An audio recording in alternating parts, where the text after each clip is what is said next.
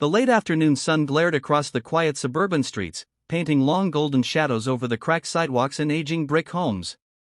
Officer Brendan Hawk felt the heat press against his patrol uniform as he stepped out of his car, sighing at another ordinary shift filled with routine calls, traffic checks, and silent hours spent watching for trouble that rarely appeared. But on that day, as he locked the cruiser door behind him, something unexpected happened, something that made him freeze mid-step. A small, trembling puppy, dirty and limping slightly, emerged from behind a trash bin and stared at him with eyes so full of desperation that his breath hitched in his throat. The tiny creature's ribs showed against its dusty fur, and its tail twitched nervously. And before Brendan could speak, the puppy began following him. Not once. Not twice. But relentlessly, as if trying to speak without words. If you believe in kindness, second chances, and the beauty of helping those who cannot ask for help, please take a moment right now to like, comment, share, and subscribe to our W Insights. Your support helps stories like this reach hearts everywhere. Brendan had dealt with stray animals before, but something about this persistent, fragile puppy made him uneasy. He tried ignoring it, thinking it would eventually wander off, but each time he turned around, the pup was there, trotting through patches of sunlight, panting lightly, trying to keep up. Brendan felt the slightest tug at his chest every time he caught those shimmering eyes looking up at him. He couldn't explain why, but he felt a strange urgency, as though the puppy needed him more than he could understand. Eventually, he stopped walking and crouched down, reaching a slow hand toward the creature. The puppy let out a soft whine, backing up before inching forward again, hope flickering in its sad eyes. Brendan sighed, torn between duty and instinct. He radioed into dispatch, explaining that there might be an injured stray in need of animal control. But before he even finished the call, the puppy barked softly, tugging at his pant leg with surprising strength for its tiny frame. Startled, Brendan pulled his leg back gently, but the puppy barked again, then limped forward a few steps, stopping to glance back at him.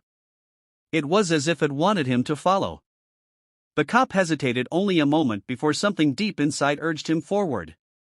He followed the puppy cautiously through a vacant lot, past rusting fences, and into a narrow alley hidden between abandoned warehouses. The warmth of the day dimmed, replaced by a stillness that raised goosebumps across his arms.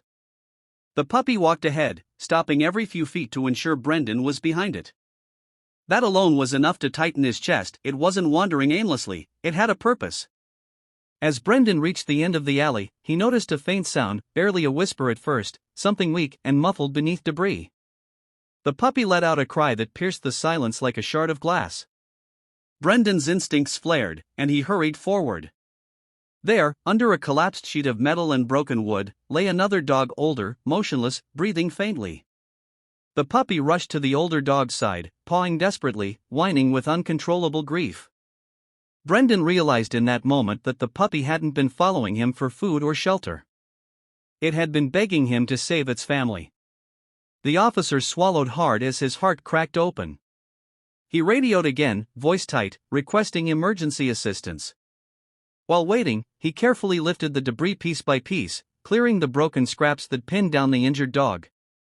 Sweat dripped from his forehead, and every movement sent shockwaves of pain through his arms, but he pushed through the heat and exhaustion. The puppy never left the older dog's side. It rested its head against the larger animal, whimpering each time the older dog winced.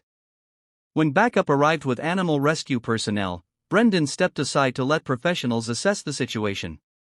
But even then, he couldn't leave. His chest felt heavy with an unfamiliar ache. The puppy kept looking at him with unwavering trust, as if thanking him without words, and Brendan caught himself blinking rapidly to fight the sting in his eyes. As the rescue team lifted the older dog onto a stretcher, Brendan saw the puppy trying to climb up after it. The volunteers had to cradle the little one against their chest just to calm its frantic attempts. Brendan followed the team to the animal hospital. He could have returned to duty, could have told himself he had done his part, but something inside him tugged harder than duty ever had. At the hospital, he sat in the waiting area, watching the puppy pace anxiously near the door where the injured dog had been taken. Its small paws tapped lightly against the cold floor. Each tap was a reminder of the desperate loyalty that had guided it through the streets, searching for help. Hours passed. The harsh fluorescent lights buzzed above him. Brendan ran a hand through his short hair, replaying every moment in his mind. He thought of how many times he had ignored signs, people, animals, situations, because he assumed someone else would handle them. But this time, no one else was coming unless he did something. That realization sat with him, heavy and deep. Finally, the veterinarian emerged, wiping sweat from his brow. Brendan stood up immediately, shoulders tense, bracing himself for the worst. The vet explained that the older dog had been severely injured, broken ribs, dehydration, and signs of malnutrition, but thanks to timely rescue, it had a chance to recover. The puppy's cries echoed faintly when the vet mentioned that the older dog was likely its mother. Relief washed through Brendan so powerfully he had to steady himself against the wall.